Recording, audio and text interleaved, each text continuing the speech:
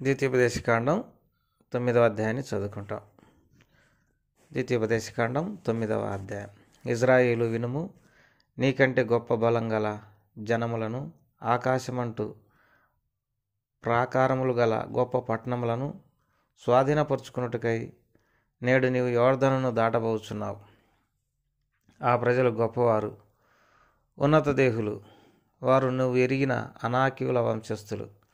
అనాకీయుల ఎదుట ఎవరు నిలవగలరు అను మాట నువ్వు వింటివి గదా. కాబట్టి నీ దేవుడైన యెహోవా తానే దహించు అగ్నివలే నీ ముందర దాటిపోచున్నాడని నేడు నీవు తెలుసుకొనుము. ఆయన వారిని నశింపజేసి నీ ఎదుట వారిని కూలద్రోయును.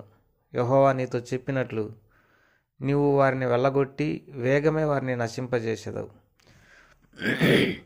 నీ దేవుడైన యెహోవా నీ ఎదుట నుండి వారిని త్రోలివేసిన తర్వాత నేను ఈ దేశమును స్వాధీనపరుచుకున్నట్లుగా యెహోవా నా నీతిని బట్టి నన్ను ప్రవేశపెట్టినని అనుకొనవద్దు. ఈ జనముల చెడుతనమును బట్టి యెహోవా నీ ఎదుట నుండి వారిని వెళ్ళగొట్టుచున్నాడు. నీవు వారి దేశమునకు వచ్చి దాన్ని స్వాధీనపరుచుకున్నట్టుకు నీ నీతి అయినను నీ హృదయ యథార్థత అయినను హేతువు కాదు. ఈ జనముల చెడుతనమును బట్టి యెహోవా నీ పితరులైన అబ్రహాము, ఇస్సాకు, యాకోబులతో ప్రమాణం చేసిన మాటను స్థాపించుటకై నీ దేవుడైన యెహోవా వారిని నీ ఎదుట నుండి వెళ్ళగొట్టుచున్నాడు. మీరు లోబడనొల్లని వారు గనక ఈ మంచి దేశమును స్వాధీనపరుచుకున్నట్లు నీ దేవుడైన యెహోవా నీ నీతిని బట్టి నీ కీడని నీవు తెలుసుకొనవలెను. అరణ్యములో నీవు నీ దేవుడైన యెహోవాకు కోపం పుట్టించిన సంగతిని జ్ఞాపకం చేసుకును, దాన్ని మరవవద్దు. నీవు ఐగుప్తు దేశంలో నుండి బయలుదేరిన దినం మొదలుకొని ఈ స్థలమందు మీరు ప్రవేశించు వరకు మీరు యెహోవా మీద తిరుగుబాటు చేయుచూనే వచ్చిరి. హోరేబులో మీరు యెహోవాకు కోపం పుట్టించినప్పుడు యెహోవా మేము నశింపజేయనంత కోపం మీ మీద తెచ్చుకొనెను. ఆ రాతి పలకలు అనగా యెహోవా మీతో చేసిన నిబంధన సంబంధమైన పలకలను తీసుకొనుటకు నేను కొండ ఎక్కినప్పుడు అన్నపానములు మాని ఆ కొండ మీద 40 పగళ్ళు 40 రాత్రులు ఉంటిని. అప్పుడు దేవుని వ్రేలితో రాయబడిన 2 రాతి పలకలను యెహోవా నాకు అప్పగించెను. మీరు కూడి వచ్చిన దినమున ఆ కొండ మీద అగ్ని మధ్య నుండి యెహోవా మీతో పలికిన వాక్యములన్నీ వాటి మీద ఉండెను. ఆ 40 పగళ్ళు 40 రాత్రులు గడిచినప్పుడు యెహోవా నిబంధన సంబంధమైన పలకలైన ఆ 2 రాతి పలకలను నాకు అప్పగించి, నీవు లేచి ఇక్కడ నుండి త్వరగా దిగుము. నీవు ఐగుప్తులో నుండి రప్పించిన నీ జనం చెడిపోయి నేను వారికి ఆజ్ఞాపించిన త్రోవల నుండి త్వరగా తొలగి తమకు పోతబొమ్మను చేసుకునిరని నాతో చెప్పాను. మరియు యెహోవా, నేను ఈ ప్రజలను చూస్తిని, ఇదిగో వారు లోబడనొల్లని ప్రజలు. నాకు అడ్డము రాకుము, నేను వారిని నశింపజేసి వారి నామమును ఆకాశం క్రింద నుండకుండా తుడుపు పెట్టి నిన్ను వారికంటే బలం గల బహుజనముగా చేసినని నాతో చెప్పగా నేను తిరిగి ఆ కొండ దిగి వచ్చి తిని ఆ కొండ అగ్ని చేత కాలుచుండెను.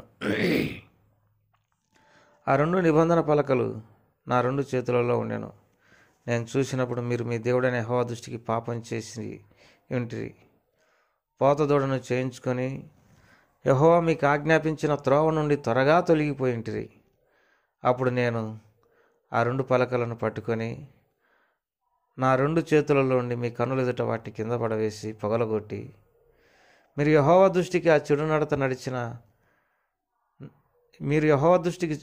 నడత నడిచి చేసిన మీ సమస్త పాపముల వలన ఆయన కోపం పుట్టింపగా చూసి మునుపటి వలె అన్నపానములు మాని 40 పగలు 40 రాత్రులు నేను యెహోవా సన్నిధిని సాగిలపడితిని.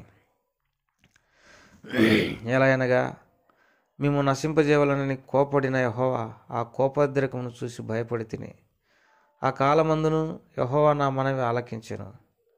మరియు యెహోవా అహరోనును నశింపజేయుటకు అతని మీద బహుగా కోపపడగా నేను అహరోనుకై అప్పుడే బ్రతిమలాడుకొంటిని. అప్పుడు మీరు చేసిన పాపం అనగా ఆ దూడను నేను పట్టుకొని అగ్నితో దాన్ని కాల్చి నలగొట్టి ఆ ధూళియగు నంత మెత్తగా నూరి ఆ కొండ నుండి పారు ఏటిలో ఆ ధూళిని పారవేసి తిని మరియు మీరు తబేరాలోను మస్సాలోను కిబ్రోతు హత్తావాలోను యెహోవాకు కోపం పుట్టించితిరి. యెహోవా మీరు వెళ్ళి నేను మీకు ఇచ్చిన దేశమును స్వాధీనపరుచుకుంటున్నాడని చెప్పి కాదేశు బర్నయాల నుండి మిమ్ము పంపినప్పుడు మీరు మీ దేవుడైన యెహోవాను నమ్ముకొనక ఆయన నోటి మాటకు తిరుగుబడితిరి. ఆయన మాటను వినలేదు. నేను మిమ్మల్ని ఎరిగిన దినము మొదలుకొని మీరు యెహోవా మీద తిరుగుబాటు చేయుచున్నారు. కాగా నేను మునుపు సాగిలపడినట్లు యెహోవా సన్నిధిని 40 పగళ్ళు 40 రాత్రులు సాగిలపడి తిని యెహోవా మిమ్మల్ని నశింపజేసిదనగా నేను యెహోవాను ప్రార్థించగా ఇలాగు చెప్పి తిని, ప్రభువా యెహోవా, నీవు నీ మహిమ వలన విమోచించి నీ బాహుబలం వలన ఐగుప్తులో నుండి రప్పించిన నీ స్వాస్థ్యమైన జనమును నశింపజేయకము. నీ సేవకులైన అబ్రహాము ఇస్సాకు యాకోబులను జ్ఞాపకం చేసుకునము. ఈ ప్రజల కాఠిన్యమునైనను వారి చెడుతనమునైనను వారి పాపములనైనను చూడకము. ఎలా అనగా నీవు ఏ దేశంలోని మమ్మల్ని రప్పించితివో ఆ దేశస్థులు యెహోవా తాను వారితో చెప్పిన దేశంలోనికి వారిని చేర్చలేకపోవటం వలనను వారిని ద్వేషించుట వలనను అరణ్యంలో వారిని చంపుటకు వారిని రప్పించనని చెప్పుకుందురేమో. నీవు నీ అధిక బలం చేతను నీవు చాపిన నీ బాహు చేతను రప్పించిన నీ స్వాస్థ్యమును నీ ప్రజలు వేరే. ప్రభు ఈ మాటలను మన కొరకై దీవించునుగాక. ప్రేంగల తండ్రి, దయగల ప్రభా, నీకెంతో వందనాలు స్తోత్రములు. చదువుకున్న ఈ వాక్య భాగాలను మా కొరకై ఆశీర్వదించమని యేసు వారి నామం పేరట స్తుతించి ప్రార్థించి వేడుకుంటున్నాం తండ్రి, ఆమేన్. ఈ ద్వితీయోపదేశ కాండం 9వ అధ్యాయంలో దేవుడు ఇజ్రాయేల్ ప్రజలతో ఒక మాట సెలవిస్తుంటున్నాడు. ఏమని, అనాక్యులను చూసినారు కదా, మీరు అనాక్యుల ఎదుట ఎవరు నిలవగలరని ఆ మాట మాట్లాడినారు కదా. నేను ఆ మాట విన్నాను. అయితే నేను మీ ముందర వెళ్ళే దహించు అగ్ని వంటి దేవుడను. ఈ వచనాన్ని ద్వితీయోపదేశ కాండం 9:3 వచనంలో చదువుకుంటాం. కాబట్టి నీ దేవుడైన యెహోవాను తానే దహించు అగ్ని వలె నీ ముందర దాటిపోతున్నాడని నేడు నీవు తెలుసుకును. కాబట్టి మన శత్రువులను తప్పించడానికి, మన శత్రువులను నాశనం చేసి మనల్ని కాపాడడానికి మన ప్రభువారు ఎంతో తగినటువంటి మనకు సహాయపడేటటువంటి దేవుడు. తన బిడలమైన మనలను శత్రువుల చేతుల నుండి కాపాడతాడు. యెహోవా తానే దహించు అగ్ని వలె మీ ముందర దాటిపోవును అనే మాటను మనం గమనించాల్సినటువంటి వారం అంటున్నాం. ఈ లోకంలో మనల్ని మింగివేయవలనని, మనల్ని నశింపజేయవలనని మన శత్రువులు అనేకులు ప్రయత్నం చేదురు. అయితే దేవుడు మనకు తోడుగా ఉండను. ఈ విషయాన్ని మనం గుర్తుపెట్టుకోలేను.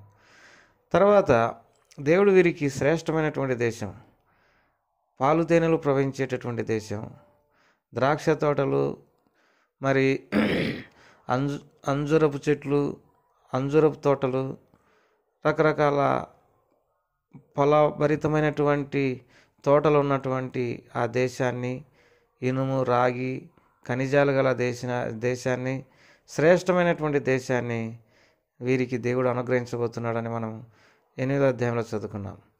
అయితే వారికి అంత శ్రేష్టమైనటువంటి దేశం వారికి అనుగ్రహించడానికి వారి నీతి కానీ వారి మంచితనం కానీ కానే కాదు. దేవుడు వారి పితరులకు చేసిన వాగ్దానాన్ని బట్టి వారిని ప్రవేశించబోతుంటున్నాడు. ప్రియమైనటువంటి వారులారా, వారు లోబడినటువంటి ప్రజలని దేవుని వాక్యంలో రాయబడింది.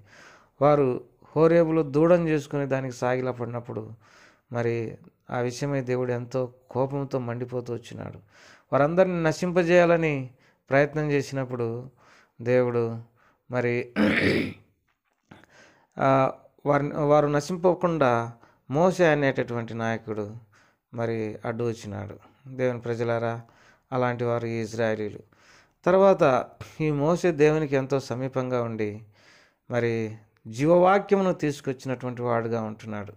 దేవుడు మోషేకు ఒక పలక మీద, ఒక రాతి పలక మీద 5 ఆజ్ఞలు, ఇంకొక పలక మీద 5 ఆజ్ఞలు, మొత్తం 10 ఆజ్ఞలను దేవుడు ఇజ్రాయేలుకు అనుగ్రహించినాడు. ఏ జనాంగానికి కూడా తన వాక్యాన్ని దేవుడు బయలుపరచలే. తన న్యాయ విధులు ఎవరికి తెలిసి ఉండలేదు, తన కట్టడలు ఎవరికి తెలిసి ఉండలేదు.